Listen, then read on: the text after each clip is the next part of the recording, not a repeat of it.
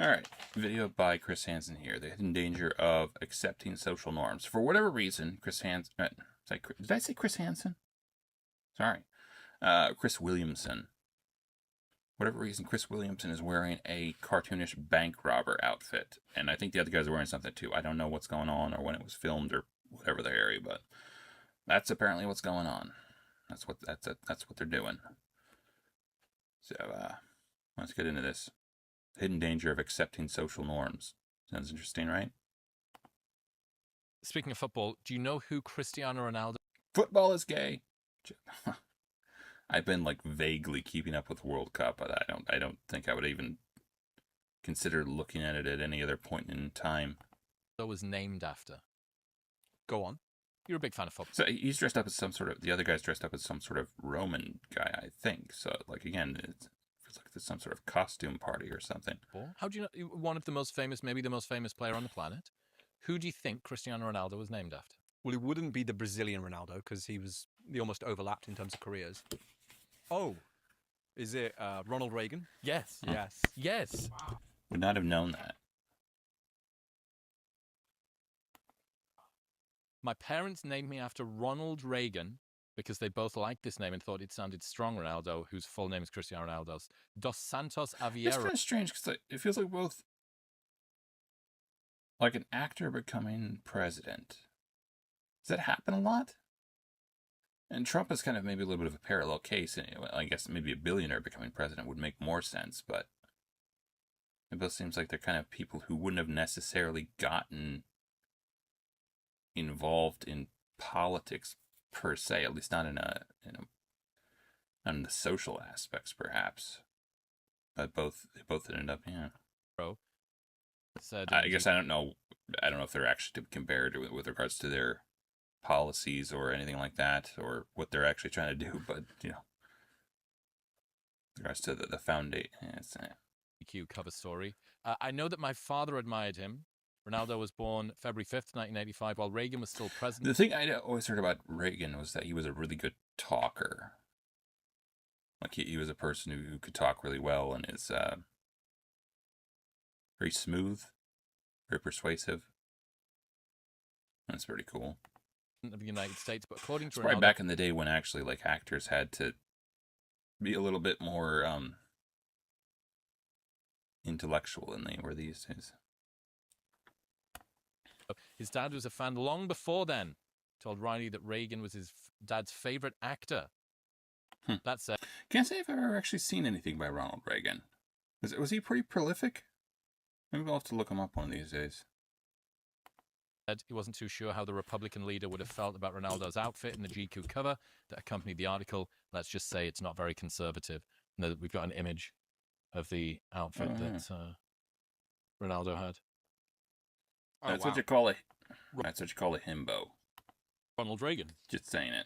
I mean, identical, right? That's very much nominative determinism right there. I forgot because I was so... I've not been in America, too young for it as well. I forgot the fact that Reagan was an actor.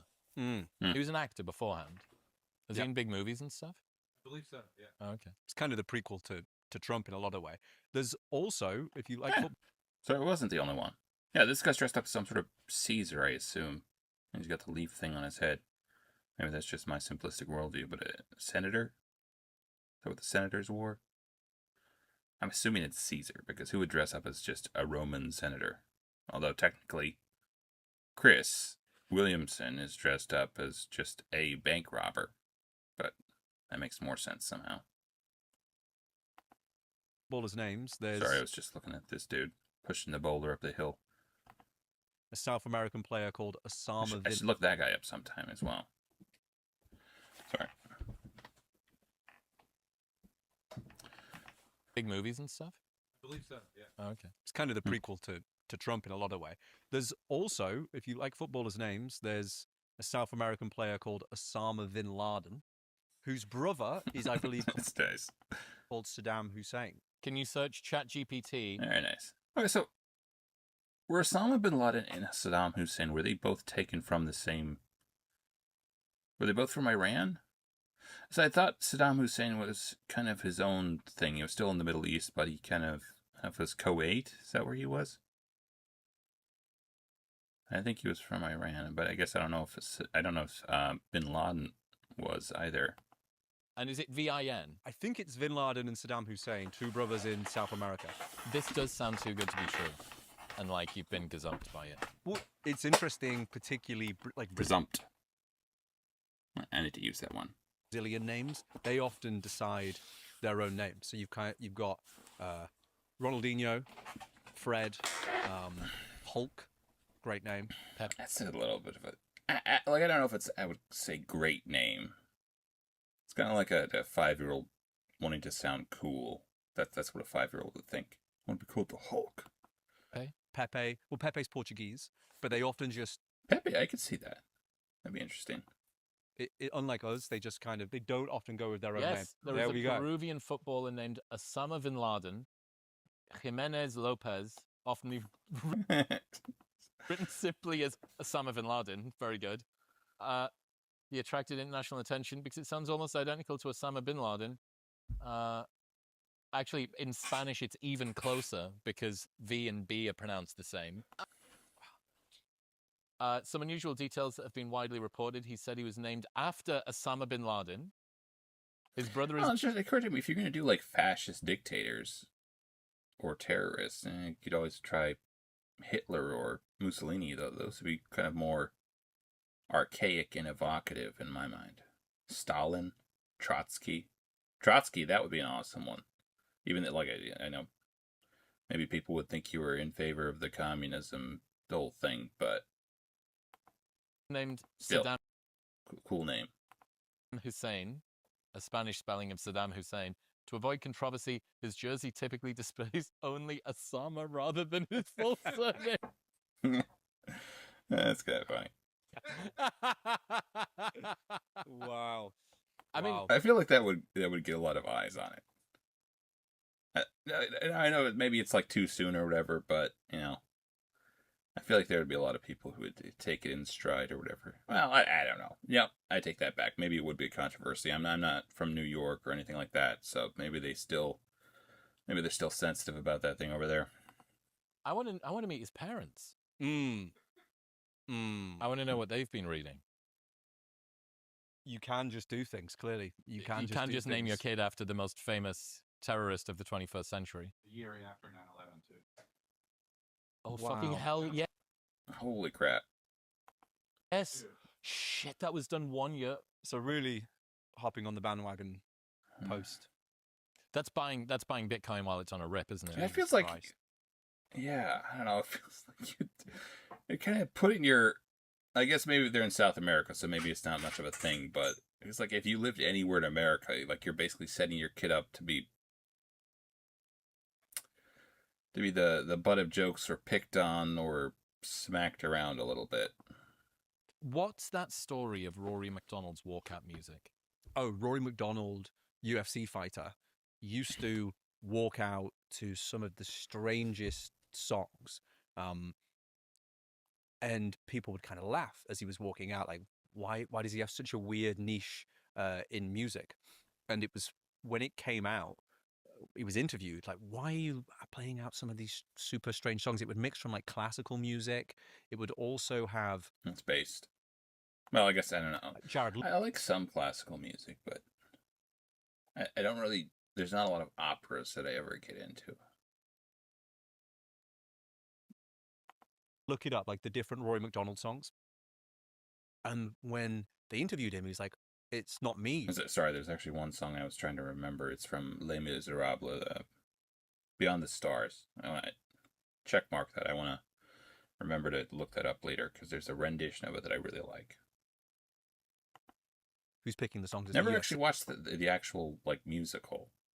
Never watched the play or the movie for that matter. But like that song, the rendition I'm thinking of is from a musical.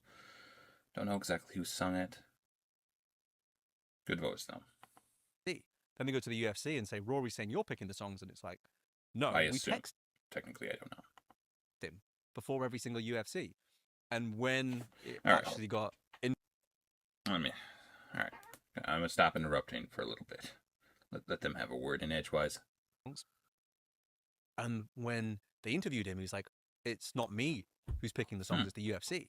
Then they go to the UFC and say, Rory's saying you're picking the songs. And it's like, no, we text him before every single UFC. And when it actually got into it, they were texting his old phone number, which had been given to somebody. If you go on the, go on Reddit. Oh, dear. That's hilarious. So here's the song. So he has a violin orchestra Scroll down. by George A. Quintero. One More Road to Cross by What the Harry? DMX. Personal favorite, Can't Touch This by MC Hammer, UFC 133. Grew Up a Screw Up by Ludacris. So you got to think, he goes from light work, Lupe Fiasco, I love not the bad fact song. he did We Found Love We twice Found in a Love. row. What the Harry?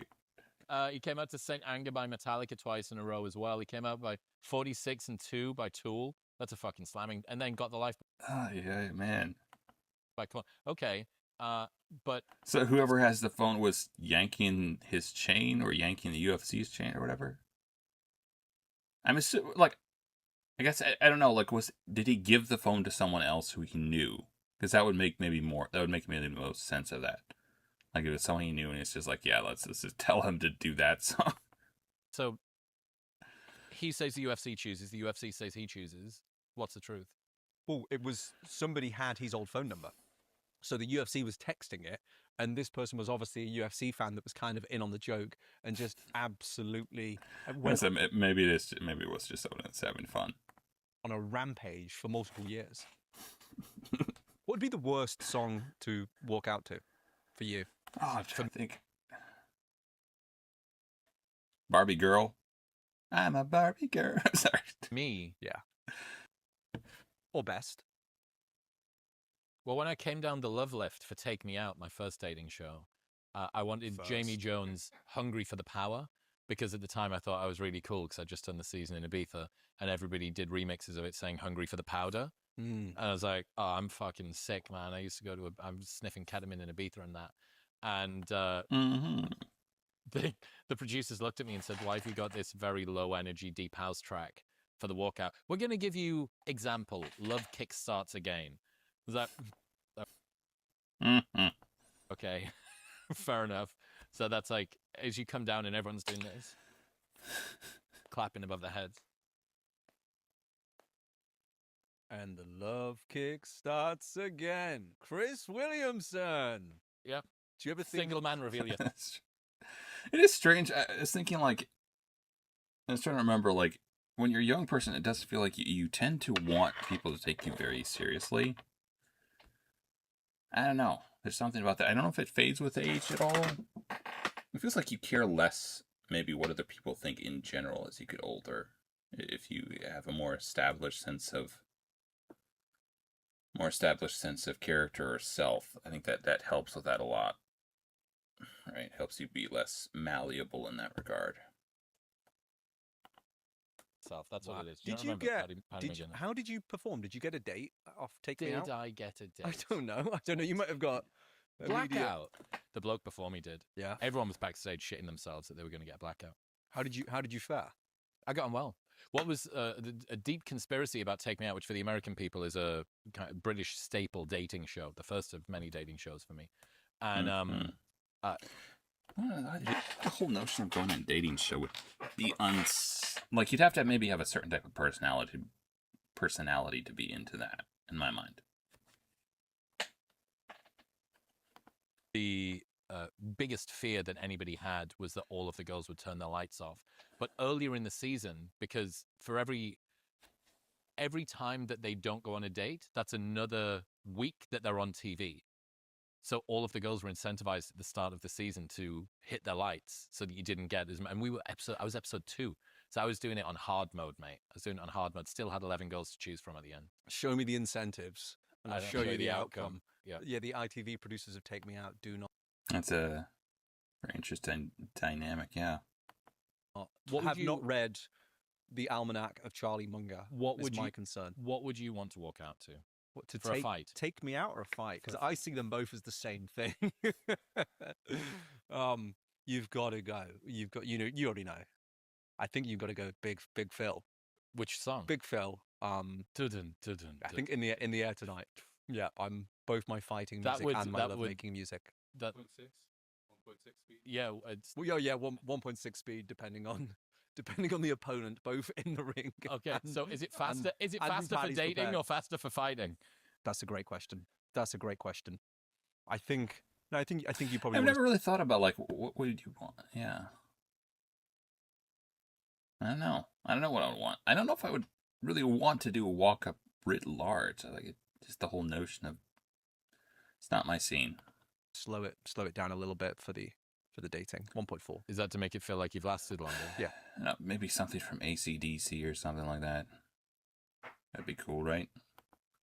Right. I knew that. We were talking And about for the record, I don't even necessarily like heavy metal that much, but AC/DC has some pretty catchy songs. AI in writing Mm. yesterday. One of the Commonwealth Short Story Prizes appears to have been awarded to an obviously AI-generated story. This is a relatively prestigious prize. The prize-winning stories all appeared in Granta magazine, and the editor's response was basically a shrug. When asked whether it was AI-generated, AI concluded that it was almost certainly not produced unaided by a human, and a computer scientist claimed that the empty metaphors that often plague the prize-winning story and that plague all AI writing as well, they come from human-written fan fiction. Huh.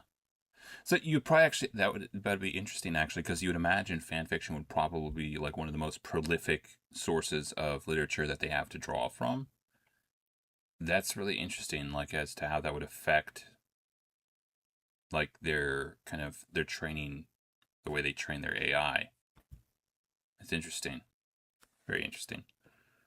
But this is the source of a lot of the very strange, very clunky analogies that you see. So, for instance, the rare phrase, the patience of a reptile, which appears in this allegedly AI-generated story, also occurs in a fan fiction based on the Japanese anime and manga Naruto. I can imagine like the patience of a snake or something.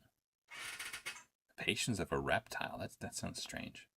There's no way to be sure that the LLM sucked it up, spat it back out, but it's worth remembering that a meaningful amount of the text inside of these machines was written by people who were playing pretend with anime characters. So the reason being, if you were to take the total amount of time played of people playing football globally, and you were to learn how to play football as a robot or an AI system by watching everybody on the planet play football, there are far more people that are bad at football than good at football. That's true. That's true. Again, like the whole notion of AI is a little bit strange, and it feels like I guess I find it strange that people think that AI is the future.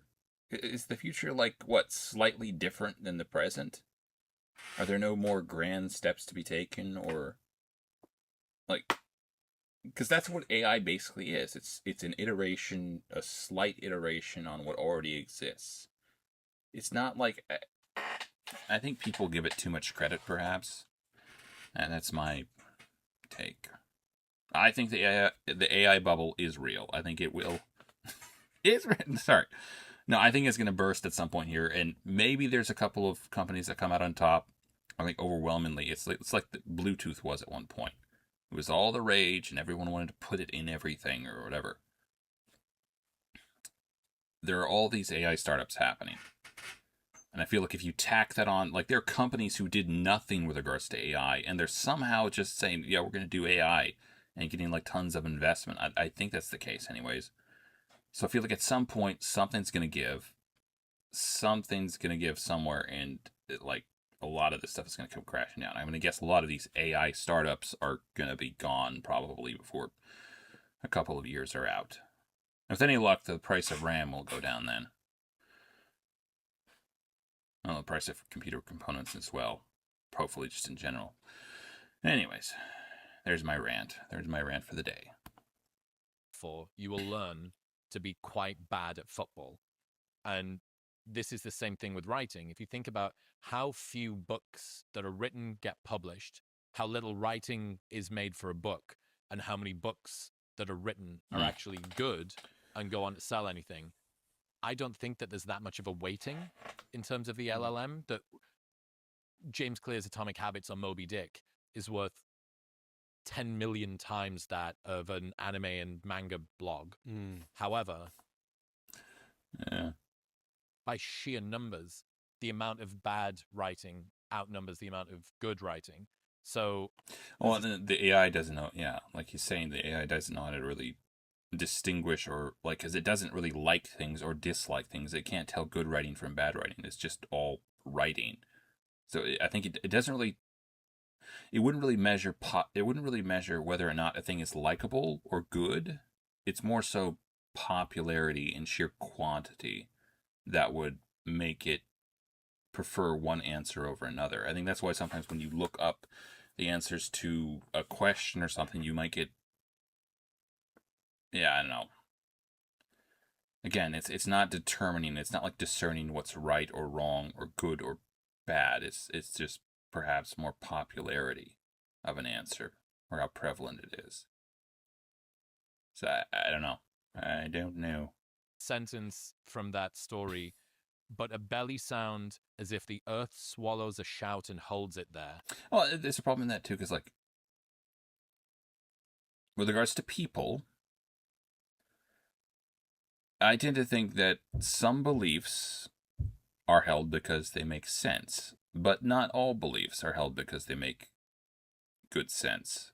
Some are held because of convenience, some are held because they're nice to hold. So the notion that AI is just looking at all of these things and not maybe discerning which of them actually make sense and which of them, I don't know, it's not like it's actually thinking them through. That's a kind of a problem, it would seem. Pretty jarring. Who's this guy, by the way? I'm assuming this is is this Aristotle or something? Not really what you find in good writing. Don't worry, this might have been potentially drawn from a fan fiction webpage, The Fall of a Phoenix, where the original sentence was, he swallows a shout of pain, breathing heavily, his whole body trembling. Another sentence, his eyes narrowed against the glare outside and the darker glare inside him.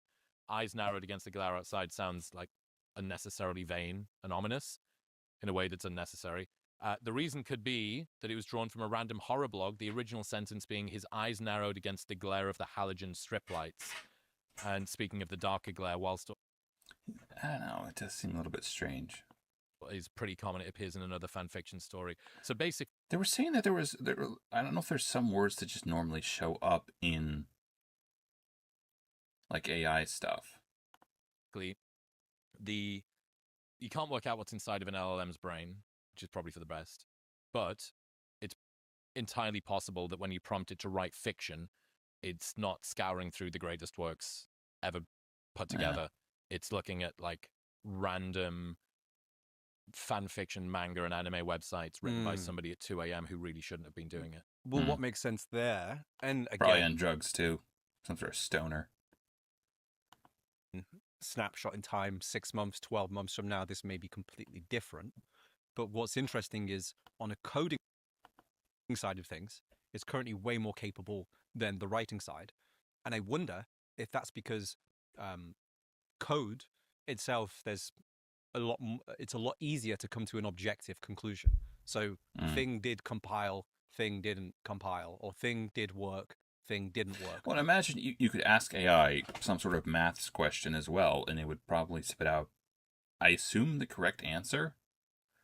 I've been looking at stuff with regards to PCs, and it feels like in a scenario in which there is kind of like objectively correct conclusions, and there's not like a lot of conflict on a subject or something like that, where pretty much everyone agrees this is what it is. I feel like you can get AI answers that are pretty good, but I still don't trust it. And again, it's not like it's thinking these things through. I think it's probably just discerning what is popular. I don't know if that's necessary. It might be right, but every now and then it will feed you a line of bullshit that is astonishing. These are the water bottles. Never mind. Button appeared, button didn't appear. Whereas with writing, it's so much more around taste. It's so much more subjective. So it's harder to almost give the feedback loop of success or failure. Right. I want to get to the point where they actually talk about the danger of accepting social norms. Beckham versus Pitt. Do trends in the truth behind chicken the greatest? We experience. Are men homophobic? That sounds interesting. Why cash flow? Life lessons. All right. We're gonna go here. Dope. Oh, so that was an advertisement. Sorry, you can. There you go. Vementos, Modern Wisdom. You can go check that out if you want. No, Live Momentous. That was something. Dopamine websites. I assume that's his link. Becoming a new trend in South Korea. These services let users endlessly browse food delivery menus, read reviews, fill shopping carts, and even track it. I thought he'd given up the burglar costume, but no, I guess that was just an advertisement. Korea. The only catch, you can't actually place an order. So hold There on. are also virtual smoke breaks where users /Modern Wisdom and Modern Wisdom. A checkout. Dopamine websites are becoming a new trend in South Korea. These services let users endlessly browse food delivery menus, read reviews. I'd heard about that. So it's just like kind of a placebo for shopping addictions. Like I don't know. I'm not saying it necessarily wouldn't work per se, especially maybe with more benign stuff, but it feels like generally speaking, I just would say you have to figure out a way to. I've said this before. You have to figure out a way to deal with it in a natural sense. Taking some sort of drug or some sort of temporary solution for a permanent problem. No, you have to actually figure it out. That would be my things. I tend to think like that. There are no shortcuts in life. If there is a shortcut, there's probably a reason people aren't using it. That's my thing. And it feels like taking drugs or using this type of balm for your shopping thing. I don't know if it can really help. Fill shopping carts and even track a courier. The only catch, you can't actually place an order. Mm-hmm. There are also virtual smoke breaks where users join anonymous chat rooms and socialize with strangers, recreating the feeling of taking a break without smoking a single cigarette. The idea is simple: get the familiar dopamine hit without spending money, smoking, or giving in to other impulsive habits. Mm-hmm. I saw that, and I think the argument a big argument you'll see online is this behavior is happening in Asia, therefore it's going to downstream happen in the West. And I think it's a little bit of a coin toss. Sometimes Asia is ahead of us, but sometimes it's just such a different culture. So I think it was. Mm-hmm. Yeah. I haven't really studied any of the correlations between what they're doing over here. Product manager was talking about. Here's a question: Are Russians Asians or Europeans? Because I imagine their culture would have a lot more to do with maybe European type stuff, especially in Western Russia. But I guess I don't know. They're on the Asian continent. I kind of think of similar things with regards to North Africans. Because you'd imagine just because they're in and around the Mediterranean, they might have more in common with Southern Europe or Europe in general rather than Sub-Saharan Africa. They're on the same landmass, but I don't know. It just feels like how they'd release a new feature and they'd test it often in the Philippines, and there'd be this crazy reaction, and they go, "We have to launch this new feature immediately." And the amount of times they'll then test it on the West or anywhere else in the world, and it wouldn't work. So they actually it is strange. ban doing tests. Or stop doing tests for a Specifically lot of features in the Philippines because their phone usage is so different to ours. They spend so much more time on their phones than any other part of the world. So it's just why is that? That's what I was wondering. Like, would it be just like weather or where is it like a human thing that these people are just ahead versus where is it just a cultural thing? Have you ever come across Montaigne's lists? No. Do you know who Montaigne is? Philosopher? Montaigne, yeah. So French philosopher. Would be fascinating to hear his perspectives on the old Q debate. But Montaigne used to have lists that he would keep of what different cultures thought were acceptable throughout history, just so he could remind himself that this whole thing is largely made up. It's largely social contagion. So some of my... I don't know.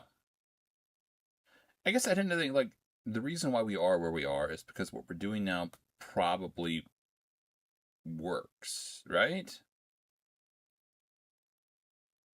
I have, I don't know. I know a lot of what is socially normative is probably, there's a good bit of it. I guess I don't entirely disagree. I think there's a good bit of it that is just, hey, this is what we started doing because someone popular tried it or whatever, or we decided we liked it. And there's a lot of variability to functionality, I think, but I think there are some things that are more intuitive, more universal. Like favorite from Montaigne's lists. So, one, where it's normal to grow out your hair on the right side of your body, but shave everything on the left. Where white That's strange. teeth is deemed as unattractive, so they purposely get their teeth blacker and blacker and blacker. Also, extremely strange. Where at a certain age, you're supposed to kill your own father. When you and your father hit a certain age, you say goodbye. Another one of Montaigne's. See, that's, again, like, okay, so I'm not saying there aren't societies where that is the case, but there's probably a reason some societies never rise to the forefront. I mean, hot take. There are reasons certain third world societies are still third world. Like, Lists are like crocodiles eat their own young or whatever. Like, bears will kill the children of a lady bear in order to. Now, I agree that these things exist, and probably they seem normal to whoever's doing them, but I'm also thinking just because it exists and it might feel natural does not mean it's advantageous. We'll say it that way. when at a funeral, you're supposed to chop up the dead, grind them to a pulp, pour it into wine, and then drink them on the day of the funeral. And a final one for you actually, Christopher, because I'm sure you've attended many events like this, which is certain cultures, for their weddings, the success of a wedding was judged by how many of the groom's friends could sleep with the bride, which I know is actually quite common in the northeast of England. What the Harry? Again, I agree they exist. I agree they might even seem natural to people involved. I don't think that's advantageous. That's only if they're family. So Montaigne kept these lists to himself, like more and more and more and more examples like that, just to hold a mirror up to himself and the times that he's in. So he's collecting Well, weird. and beyond that, like, it is kind of something to be remarked upon that it's nearly impossible not to get used to things. So if you're in, like, whatever culture you're in, for, like, it feels like it takes a conscious effort on the part of one, like a constant and conscious effort to not blend in and to not get used to where you are and what goes on there, to actually stand against the tide a little bit in that regard. It's yeah. Cultures that we would find strange and that then the norms are different to ours, in an attempt to try and highlight, hey, whatever it is that you think is normal is just consensus because of where you are, and if you were to be somewhere else, your consensus would be totally different. Yes. I tell you what, do you want a list of, I was thinking, okay, let's say Montaigne came back today. I was writing this chapter recently. So let's say Montaigne came back today and was like, well, what's normal today? So normal consumes 17 teaspoons of sugar per day. Normal has $104,755 in debt. Normal is 30 pounds overweight. Ozempic That's something. pending. Normal averages less than 4,000 steps per day. Normal spends 90,000 hours of their life at work disengaged. Normal stays indoors for 22.3 hours per day. Normal spends more time on the toilet than exercising. Normal hasn't finished a book in the last 12 months. Normal experiences under 10 minutes per day in silence. Normal will spend 20 years of their life watching TV or scrolling social media. Under That is strange. 10 minutes a day in silence, Mhm. and more time on the toilet than I think I've already got that beat because I tend to go on like a morning walk without my phone or whatever. So, Yes, I feel very superior because of that. Just saying. Exercising. But again, I agree. Cultures have different normal things or they have different ideas of normal. Your idea of normal, in fact, is it's just shaped by where you are and what you are. What is done reliably becomes normal to you, probably. But I feel like that's I think people use that sometimes as a way to say, oh, this is just all arbitrary. None of it's intuitive. It doesn't have anything to do with any sort of functionality or anything like that. I don't think that's the case. I don't think that's the case. Averages. But then there's always a criticism around averages that you end up netting it out. But when you begin to look at, this is just what's accepted today, and maybe tomorrow weddings will be back that you like to attend. In the 1830s in Massachusetts, beards were so uncommon and strange that a man named Joseph Parker was mocked and shunned for wearing one. Assailants tried to That's strange. forcibly shave him, but he fought them off with a knife and was imprisoned for assault. He refused to pay his fine or court fees, so he remained in prison for over a year, and this, at least, gave him the excuse to create an all-time classic tombstone.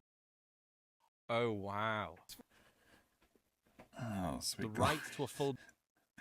That's what you call, the OG flipping the bird. beard is honored by the grave of a man who was attacked and jailed due to his facial hair. Wow. Talk about norms, mate. That's a great beard. On the one of the things that everybody kind of has discussed in the marketing space for ages is that live streaming will become normal in the West because it's normal in the East. But I'm yet to see like live shopping where people sit there for hours and hours per day.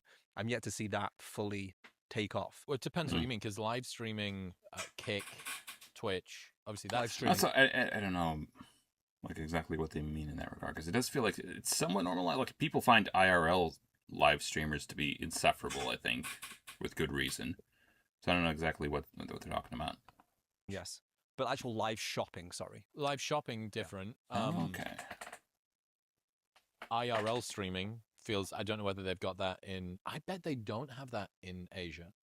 You know, the IRL stuff where people are walking about. Well, there are, seems quite a few occasions in which Americans / people from the West go over to Asian countries and act like utter turnip heads around those people. So they probably, maybe even more than people in America, are really not liking the whole IRL streaming thing. Again, with good reason. Sometimes causing nuisance and doing predator stings.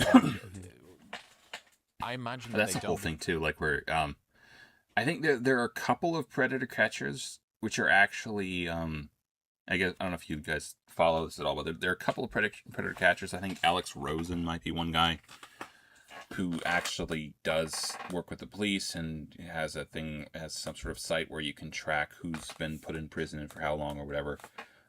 But there's a lot of people who they emphasize the sensational side of it. So there can be issues there where they just are, like a 5-year-old has found their father's gun. They act with an extreme degree of negligence with regards to trying to actually catch someone. They're more there for the spectacle. And it kind of sucks, because you'd think they would want to do it with a degree of competency that would actually ensure that people get put away. But no. Because a good bit of Asia feels like it's got honor culture, where you don't want to disrupt. I mean, you've seen the Japanese subways, the Japanese tube, and I've been on the phone to a friend who lives in Japan, and he'll warn me while he's on the side of the subway waiting at the terminal, and then he'll tell me, look, I'm just about to get on, and he won't say anything. He won't respond to me on the phone. He won't even whisper. So I'll be talking to him for 3 minutes without him being able to respond. And then he'll get off and he'll talk back to me. But that's how... That's pretty cool. And he's not native Irish. Interesting in any case. And that's how much reverence people have, just complete silence. So they're playing your drill rap on the back of the bus. Not that, not even whispering, not even talking to each other. Wow. Isn't that crazy? Do you know that? Wow. I didn't know that. It's interesting how much of who you think you are is just postcode. Oh, Yeah. it's so much of it's ecology, right? I mean, and that's the reason why changing your environment has such a big impact on your life. So if you, It's really strange how much of that can play into it. Anyways, you guys can go check out the rest of this if you like. What is it? Chris Williamson, The Hidden Danger of Accepting Social Norms. George Mack. I guess that's the other guy. Right.